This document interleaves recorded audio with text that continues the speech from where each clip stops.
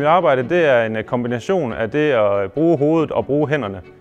Jeg hedder Thomas, jeg er 29 år, og så er jeg uddannet elektriker her ved Terstek. Elektrikuddannelsen tager 4 år i alt.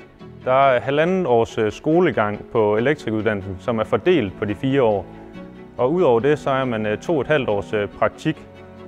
Man starter med et grundforløb på et halvt år, har et hovedforløb på et halvt år, og så er der moduler, der varer en måned ad gangen. Efter min elektrikeruddannelse, der har jeg valgt at bygge videre som maskinmester.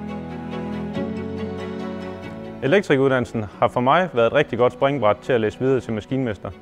På maskinmesterskolen der bruger man meget elteori, og man får også merit for de første 1,5 år, hvis man har en erhvervsuddannelse. Man binder rigtig meget elteori op på ens arbejde her som elektriker, og man skal hele tiden være ops på teorien bag det stykke arbejde, man går og udfører i dagligdagen. Hvis man er ung menneske og skal vælge en uddannelse i dag, jamen så vil jeg klart anbefale en erhvervsuddannelse. Man har nogle korte skoleforløb, som man hurtigt kan binde op på praksis ude i virksomhederne, og det giver en rigtig god forståelse, både fra det teoretiske i skolen, men også hvordan arbejdslivet fungerer.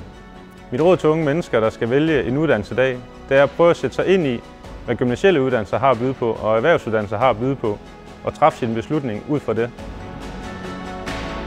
I dag der er der rigtig meget fokus på arbejdsmiljø og sikkerhed, når man arbejder som elektriker. Man har mange midler, der gør, at man ikke bliver udsat lige så meget for støv og hårdt fysisk arbejde, som man tidligere har gjort. Og alle kan arbejde som elektriker.